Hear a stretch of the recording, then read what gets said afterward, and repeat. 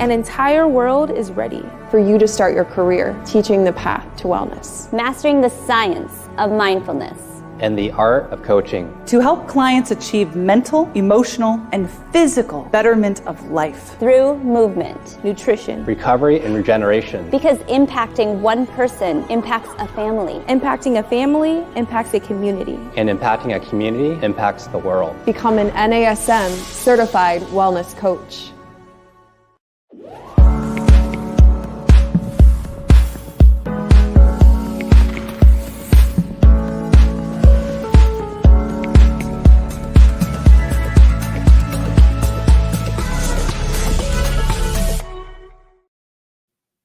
Hey everyone, welcome to our Strong Mind, Strong Body podcast. I'm your host, Angie Miller, and today we are going to talk about a topic that I have been waiting to deep dive into, and I think that since May is Mental Health Month, it's the perfect month to cover it.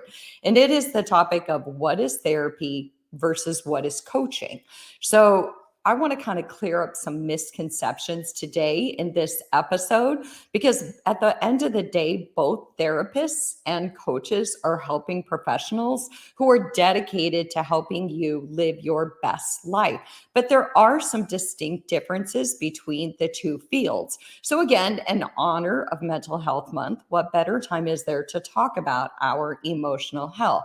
Because to me, our mental and emotional health are the foundation of our well-being. It's a safe argument that you can't be physically healthy if you're not emotionally healthy, and vice versa. So all of us, our clients, our friends, our family, we all want to live our best life. And sometimes in order to do that, speaking with someone on the outside can be incredibly beneficial. I don't know about you, but I have worked with both coaches and therapists, and I have found them both to be incredibly helpful to me, depending on what I'm experiencing at different stages of my life. But there can be a lot of confusion in the world at large about who should I go talk to? Should I talk to a therapist or should I talk to a coach? And my answer is it's not that easy. It really just depends on what your needs are, and I hope today will shed some light. So while coaches, and coaches, mind you, includes life coaches, executive coaches, wellness coaches, health coaches, among others. And then there's psychotherapists, which includes mental health therapists, counselors, psychologists, social workers, and psychiatrists, among others. While they're all dedicated professionals devoted to helping support your needs, both professionals are trained and educated and regulated very, very differently. And it's these differences that I think we all need to understand so that we can get the best help out there without being harmed in the process. So on a side note, I've spent almost 3 decades now striving to bridge the gap between mental health and physical health, and educating individuals, again, that you can't have one without the other. And back in the 90s, when I first started talking about this, talking about getting people healthy from the inside out and the connection between our emotions and our physical well-being, it was like I had 6 heads. No one really understood, hey, Angie, why are you hanging out in both spaces? But now there's an influx of information on the significance of mental health in our society. And yet, as I say that, I think it's safe to say that we all know that there's still tremendous stigma associated with mental health, to the degree that I hear a lot of individuals who are completely open to announcing, I have a coach, but those same individuals will feel too conspicuous and worry about judgment, so much so that they would probably not walk into a room and announce, I have a counselor, or I have a psychotherapist, or I have a psychiatrist, because they would worry about the judgment and the stigma. And I personally would contend that I think that that's part of how coaching found its place and became popularized, because as in the world at large, coaching seems to come without the stigma that mental health therapists come with.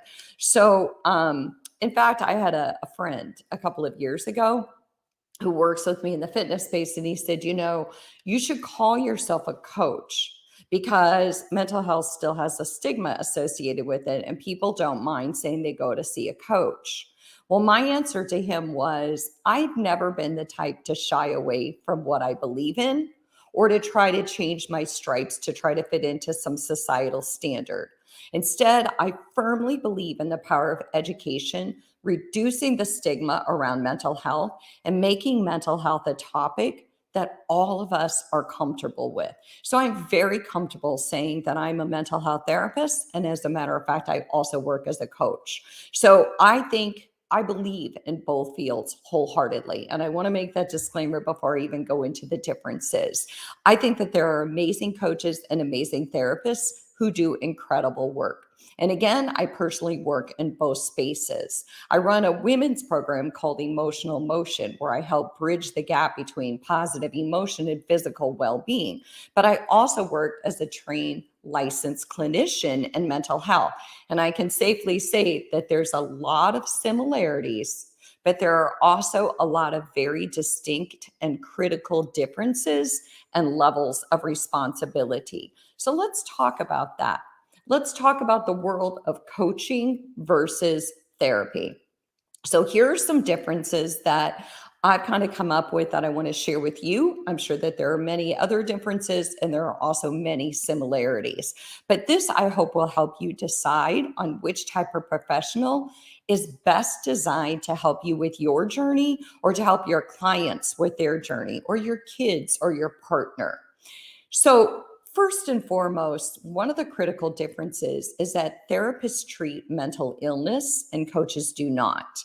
And I know that the minute I say the word mental illness, a lot of people start shying away and saying, whoa, I don't have a mental illness, because again, there's still a tremendous amount of stigma. But let's be real here. Mental health problems are more common than ever before in our society. They impact about 1 in 4 Americans at some point in their lifetimes. And keep in mind that mental illness includes anxiety and depression. Globally, there's an estimated 264 million people who are affected by depression. And it's one of the main causes of disability worldwide. It affects more women than men. And then let's talk about anxiety. Anxiety is a disorder that affects 40 million adults in the US alone, and that's about 18.1% of the population. So keep in mind, when I say mental illness and that therapists treat mental illness, we're talking about generalized anxiety disorder, depression, and a host of other conditions.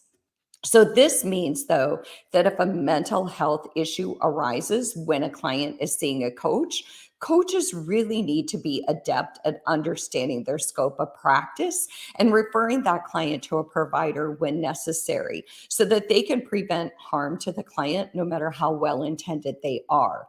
So keep in mind that most coaching programs and certifications do really emphasize that they tell their clients right at the onset what their scope of practice is, and that they'll need to refer the client out if a mental health condition arises, because they tell their clients that they are not designed to diagnose or treat mental health conditions. So coaches need to be very clear on that distinction.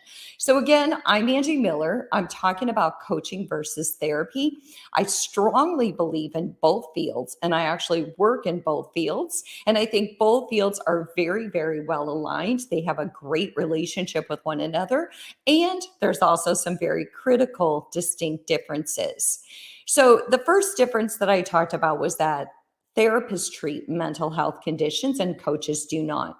Another difference is in regulation of services. So therapists, because they're licensed and they're bound by licensure laws, they face more restrictions in general than coaches in terms of where and how they offer their services. So as a therapist, I have to be licensed in the state where I practice, and licensure laws are different in every state.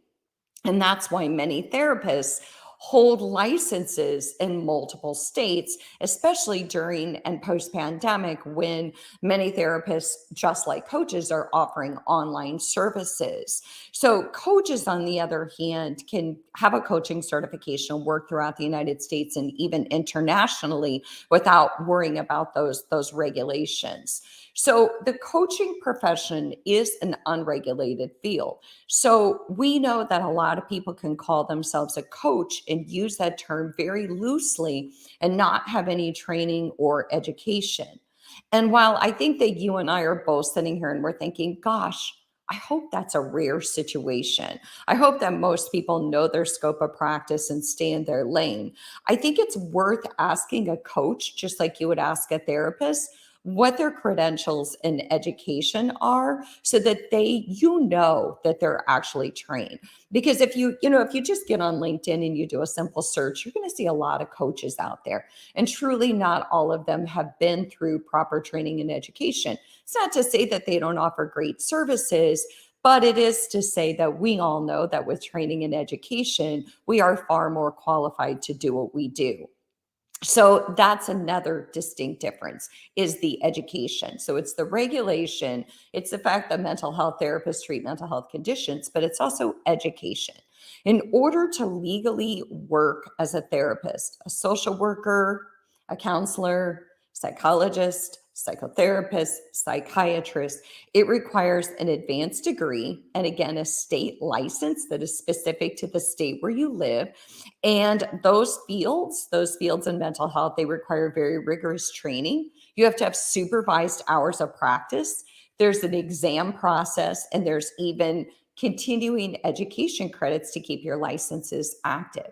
As a matter of fact, I was licensed in Illinois, moved to North Carolina, and I'm here to tell you that working as a clinician, it was a bit of a nightmare.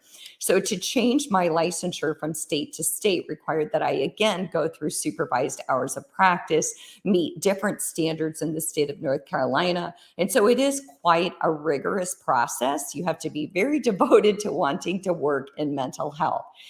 So let's transition that to coaching. There are many certification programs for coaching, but there aren't any governing boards for life or wellness or success coaches.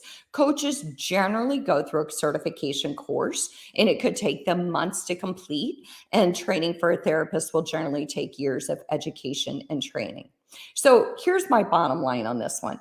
While coaches do not have to meet the rigorous educational standards and continuing education and licensure standards that clinicians and therapists do, in truth, we know that there are still going to be good coaches and good therapists in every space, and that both of them can offer amazing services. And, furthermore, we know that even licensed clinicians, they come with varying degrees of skill and expertise, just as coaches do.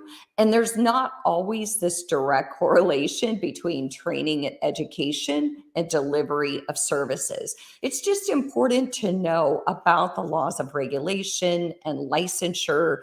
And it's kind of important to understand that distinction so that we really do vet our coaches and our clinicians.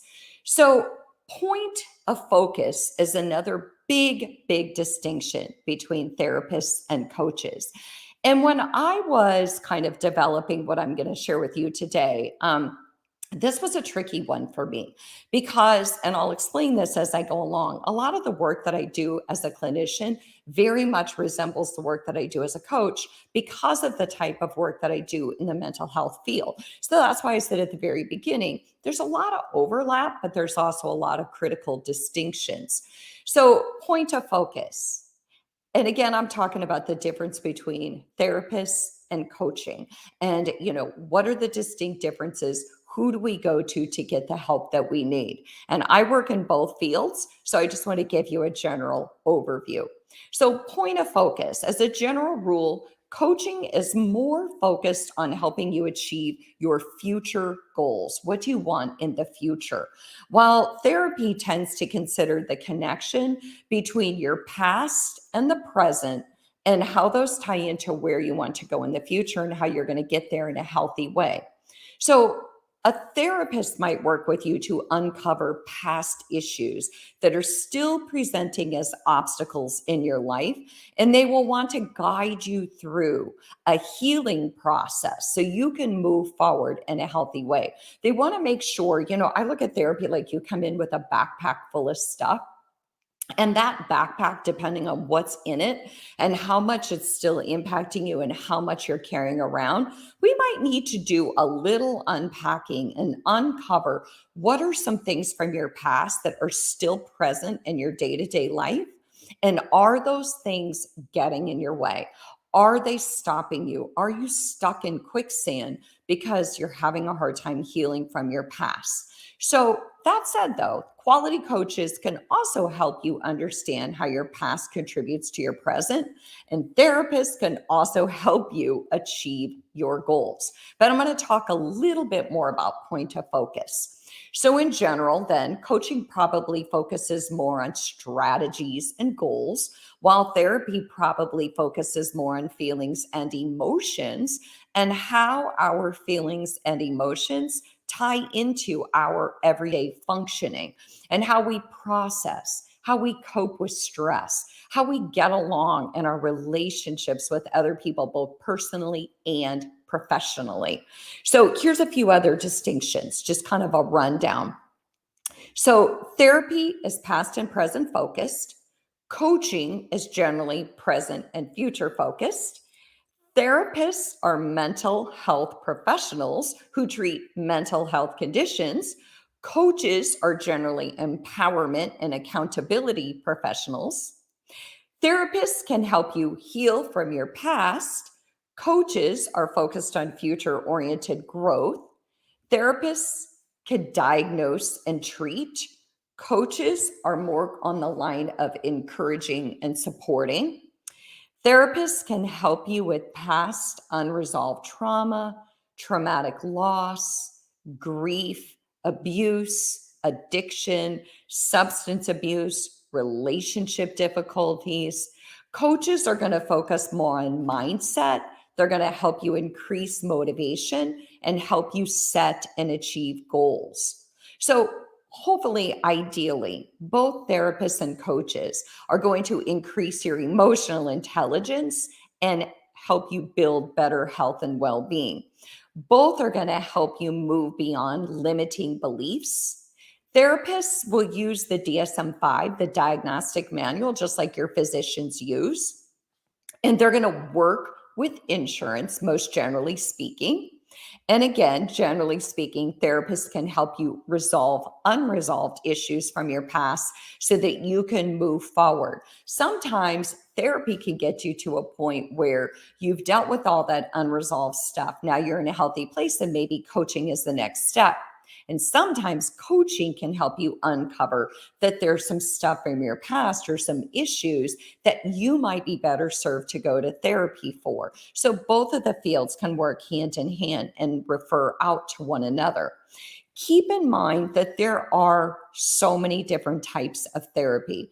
There's cognitive behavioral therapy, which is good for those of you who are very analytical and you're very cognitive. You're in your head a lot. There's also acceptance and commitment therapy. There's emotionally focused therapy. There's couples therapy. There's EMDR for trauma and PTSD and a myriad of other types of therapy.